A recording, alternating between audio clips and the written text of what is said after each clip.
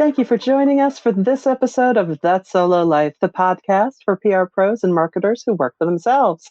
People like me, I am Michelle Kane. My company is Voice Matters, and I am here as always with my fantastic co-host, Karen Swim of Solo PR Pro. Hi, Karen. It's September. Hello, Michelle. Happy September. Yes, we're in it. We are in it. Yeah. I can't believe it. You wish the days away when it's hot and humid and you don't want to go outside. And then suddenly, what? We're in the last quarter? What? Yeah. Almost there, right? Almost. It's last month of quarter three, and then it's that home stretch into the year. Wild. It's wild, but that's okay. We thank everybody for coming on this wild ride with us. And today we're going to talk about a topic that's getting lots of buzz out there. We're going to talk about quiet quitting.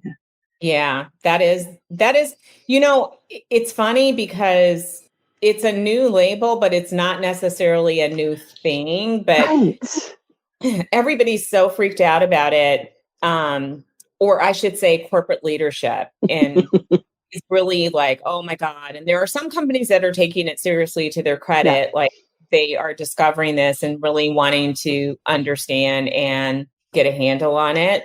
Right. And, I think in a lot of ways, I know we've discussed this off air, how, it's not really quitting. And in a lot of ways, it feels like the answer to or the complement to the Great Resignation.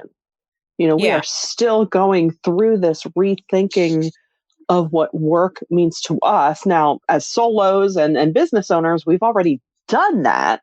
But, people who are employed thinking, wait, I don't have to accept that anymore. Oh, okay. So maybe I'm not going to leave my position, but let me just sit and reevaluate. Where am I over-serving? Where am I over-giving? Where am I allowing, more to be received from me than what I'm being compensated for? I also think, too, it's the old, and to say none of this is necessarily new, but people are less accepting of the, we'll reward you with pizza lunch, as compensation for something, a job well done.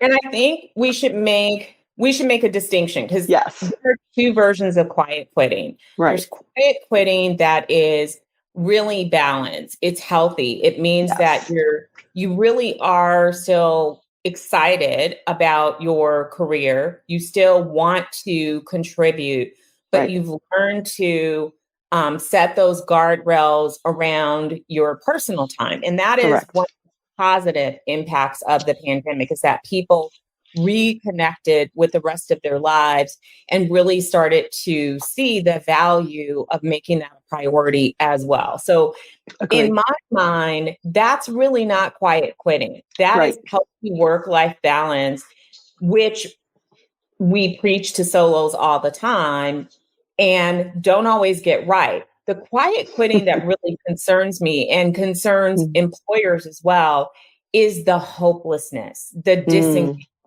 where you're not rising above, you're not excited to develop yourself, you're not excited to challenge yourself, you're not excited in the company, you're really just doing the least that you can to get by. So you're phoning it in, basically. Yeah. But that is not the sole domain of traditional employment. Correct. I think that everybody at some point hits a quiet quitting phase of their career. And it's always, to me, a good sign when you are feeling that same old, when you are feeling disengaged, and maybe you're not describing it as hopelessness, but it really is. Sometimes low-key depression. And in times of the pandemic, wouldn't surprise me if that's happening more often. Right. We hit that point in our business where you could just be going along. You're just doing the work. You're not necessarily, depressed about it. Maybe you're not mad about it. Maybe you don't hate it. You're not labeling like, I hate this whole thing, but you've quiet quit on your own business. And the fact that this is really becoming so widespread, because I do think that the number of people who have given into this has grown exponentially since the pandemic. Yeah. It's really concerning because where do we go from here? I mean, you should Right. not own a business or be in a job where it's not fulfilling. You're getting zero satisfaction out of it, and to the point where you're just going along. It's certainly a two-way street, right? So even if you're not, Yeah. and I don't mean this in a negative way, right? Everybody's wired differently, and some people are just not wired to be very self-motivating, right? Because Yes. some people, as we go along our careers, we check in with ourselves and say, okay, am I okay with where I am? What's happening here? Am I getting in a rut? Do I need a new challenge? So there's that aspect of it. And then kudos to the employers that are concerned, but bonus points to those that are concerned and willing to check in with themselves as a company. Okay, well, what is our culture? Is our culture encouraging people to check in with themselves? Are we encouraging our people to, want to strive? And I mean within healthy boundaries. Are we providing them with leadership opportunities? Are we providing them with growth opportunities? Are we just checking in as far as the systems that we have, the way we run our business? Is that both serving our bottom line and the people who contribute to it well? It's really, well, I mean, I always like to view anything as an opportunity. This is a huge opportunity yet again for the business world to just take a step back and evaluate what's happening in their midst. And, okay, Yeah. cliche alert, rising tide lifts all boats. So, True. make sure everyone's got a good boat and good And tide.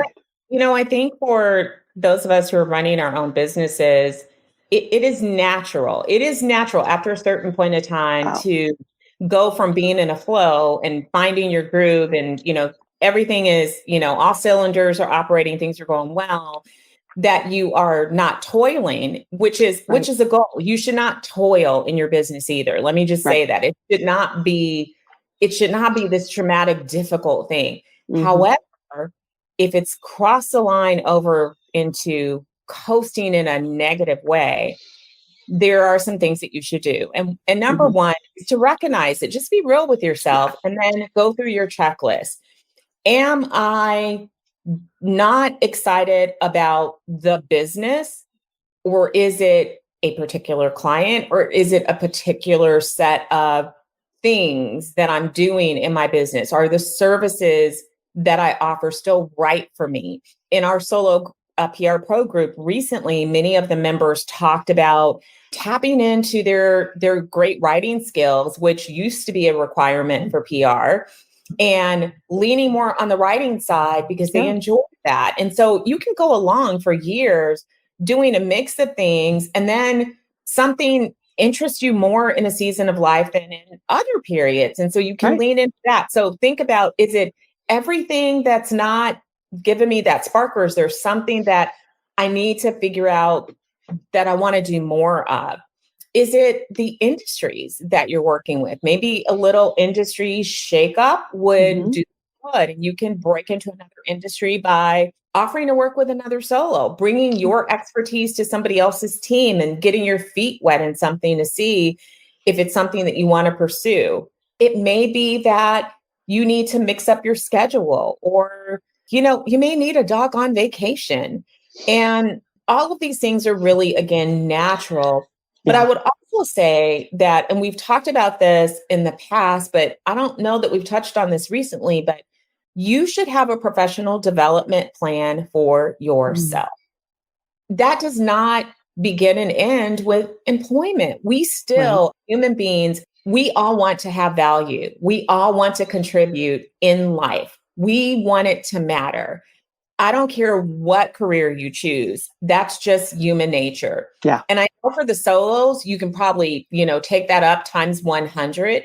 We like making a difference. We want to matter. We want our work to have significance. So Right. it's up to you, because you're the boss of your company, to make sure that you set out your own professional development plan. That means, making sure that you're learning new things, making sure that you are moving forward.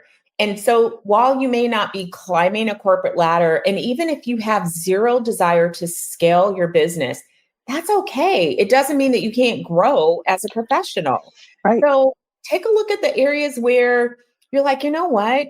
I'm weak in this area, and not you're weak and it's something that you hate doing, don't do that. But if it's a weakness that you enjoy and you want to get better, take a course, take a Right. workshop, read Right. some, start to, have a plan. Every year, as we're getting towards the end of the year, sit down and make your professional development plan for the coming year. Think about what you want to accomplish. This time next year, I want to be here. I Yeah. want to be good at this. So then learn about that Yeah. thing, lean into that Pers- thing, develop uh, yourself. yeah, I agree. I mean, pursue it. And the beauty of it is, there's really no pressure. So it's not like you're stressing through it of, oh, I have to take this class. If Yes. digital marketing, even if you don't want to touch creating a Facebook ad, take a top level course, a 30,000 foot view course, just so you're better at knowing what your vendors are talking about. Little things like that. Google Analytics is changing to GA4, and even those in the business are saying, Yeah. so, even if it's just subscribing to some things, I know we all like to have our email inbox clean, but, keep up to things. Maybe start a book club with yourself. Get Yeah. inspired by other people's stories because we're storytellers, whether it's, people who are successful in business or just in other things. And also reading other writers helps us as writers. Even though I know for me, I don't know about you, Karen, but sometimes at the end of the day, I don't want to look at any more words.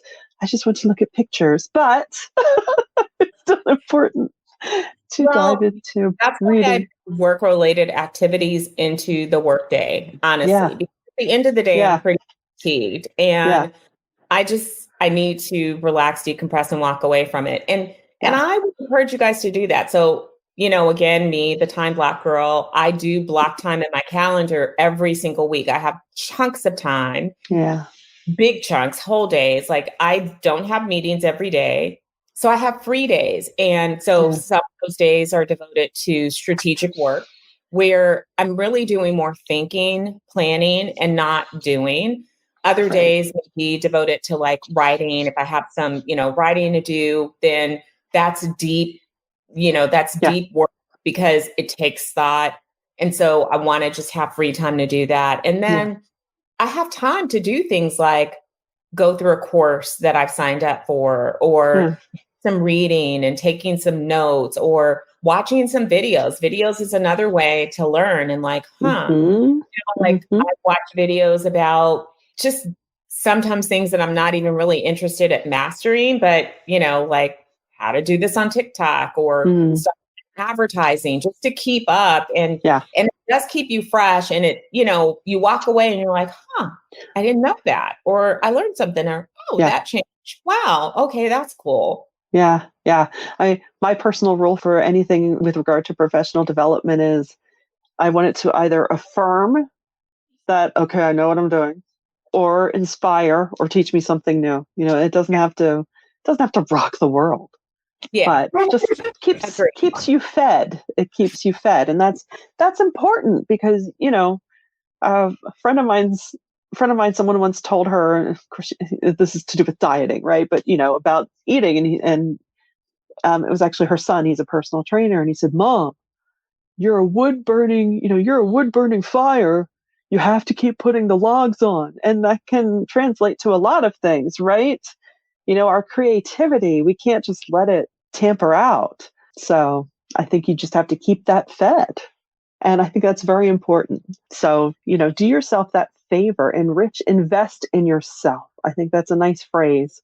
Pop it Yeah. on a post it note, put it on, the top of your computer monitor, your laptop, invest in yourself. It's okay. And I get it because I live it so many days where you're in it, you're doing the work, you're taking care of everyone else, taking care of your clients.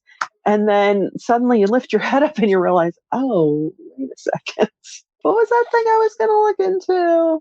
Yeah. So I agree with you, Karen. I think if you can block out chunks of your day, for me, sometimes that's a Monday morning because, everyone's kind of crawling back to their email reluctantly. Some of us reluctantly. That's a great time to find that downtime, or even a Friday afternoon I always joke, nothing good happens after 3 o'clock on a Friday. So make sure it's something good. It's funny. There was a reporter that I spoke with one evening this week, and it's because she called us, and I'm Sure. really good about getting back to reporters right Yeah. away. And so it was on a Thursday, and she goes, well, we were joking. She's like, "Oh my God, I forgot to say that it wasn't urgent." And so I laughed and I go, Oh. "Okay." And she goes, totally could have waited till tomorrow. She goes, she goes, "You're going to hear my baby cry in a minute." And Oh. eating dinner, I was like, "Oh my God, well, please go have dinner." And she goes, "Well, Yeah. Friday, I know it's summer Fridays." And I sort of laughed because What's that? summer Fridays is year round for Karen's son. I don't work on Fridays. Yeah. Yeah. Just don't. And I don't Yeah. tell people. That's the funny thing. Like I'm outing myself to the entire audience.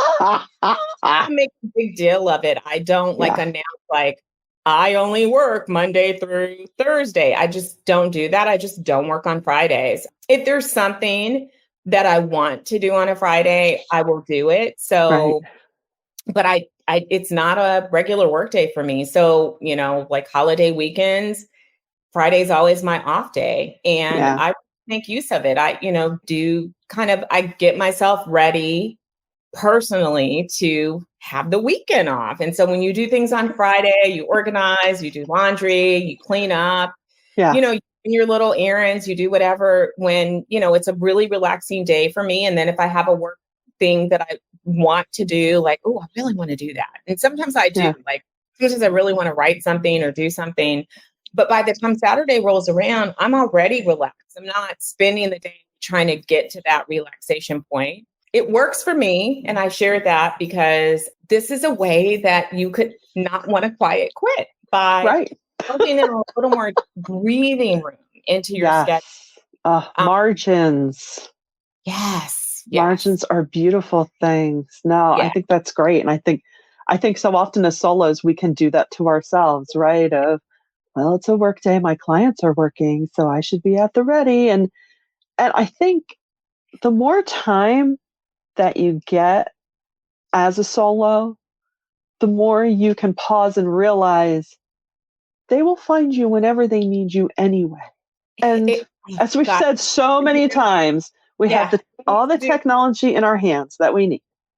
We do. We need to do an entire podcast that really walks step by step on how to Yeah. really boss up and Love it. not allow other people to control your time. Right. And I know so many people struggle with that concept. They feel this unnecessary obligation to account Yeah. for their hours with clients. And here's the thing. Client relationships are B2B. You're a business, they're a business. Yep. When you hire a business to do work for you, you may agree on your scope of work, you agree on a price, you agree on the deliverables. And if it's, for example, a contractor that's coming to your house, you have a window of time that you expect them to do the work. Right. But you're not asking them to give you a breakdown of every single thing that they did. And you're not expecting them to account for the time that they're not doing the work for you. You just want the work done. You want the deliverable. Yet somehow can fall into this mindset that we treat clients like they're our boss. And I want to throw that back to all of you as you go into this week to really think about it, or the rest of this week, whenever this airs, to really think about, am I doing that? Am I giving somebody control over my business? Because you're the CEO of your business. Do you expect the CEO of your client to treat you like you're their boss? And if we want that seat at the table, if we want to be in the room where strategic decisions are being made because we are strategic counselors, how can you do that if you keep treating yourself and telling the world to treat you like you work for a fast food restaurant where you have to clock in and clock out? No shade to fast food restaurant workers, but I'm saying that's not your role. You're not clocking in and out. You don't punch a time clock for a client. And yes, even if you bill by the hour, that doesn't mean that the client gets to dictate what those hours are. They 100%. do not. And newsflash, people, stop feeling like you have to answer emails 2 minutes when they come in. No one does that anymore. Right. No, no, they don't. No, And they don't. they're not, please don't. Yeah. And you're like, oh my God, but the client. And so I think the fear, and this is fear driven. It all comes from the back of our head where we have that little voice saying, if I am not perfect, if I don't do this, they are going to fire me. You're Mhm. afraid of losing income, but in your fear, you're also holding yourself back Yeah. from really being what you want to be, which is your own business and fully in control of your life and your income. And I bet that a lot of those people that you're allowing to keep you in this trap and that you are allowing yourself to be treated by an employee, you probably have missed your money too. Yeah. Because you're not making good decisions with who you take on as a client because you're not thinking of yourself as a business. Right. So we're going to do a whole thing on this because I've been seeing this crop up a lot Yeah. lately, and Yeah. And not to bother you guys, but for those of us who have been in business a lot longer, I'll speak for myself. I just want people to love what they do. And I want them to have a business that not only allows them to love their work, but love their life. And so that's my goal in life. I could care less about awards. I could care less about any of that stuff. I don't care about designations and credentials. If I leave this world and people say, you know what, Karen's mom really helped me to have a great business, then I promise you that I will come back from the grave and give you a big giant hug. Okay, well, not I can vouch you are well on your way with that. And part of that fear too, and think of it this way. I mean, because you're not accessible 24/7, someone's going to fire you. Business relationships can end for any reason at any time, and it's 99% of the time never personal. So, I mean, not to create more fear, but just enjoy your day. Enjoy the work you're doing. Enjoy the way that you do it. And even if, let's say baby step, if you think, "Oh, I have to respond right away." If that itch needs to be scratched, reply and say, "Great, I will let you know within the next day." Whatever you need to do to get yourself yeah, there. Because I will tell you, and this has not happened a lot, but I've had it said to me times like, "Oh, you didn't have to get back to me. So it's fine. We've got time." And I think we do have the pandemic to thank for that. I think it's taught many of us that nothing was ever as urgent as we think it is. Publications always have extensions for deadlines. There's always wiggle room. And you know what? You bring up a good point. The nature of our profession is immediacy, right? yeah, There are things that I'm immediate about. I'm immediate to responding to things that are immediate. And right, journalists responding to me is something that I do take very seriously because right. that is a requirement. You And don't you and you even value that relationship too, and you want to you express value that the value. relationship.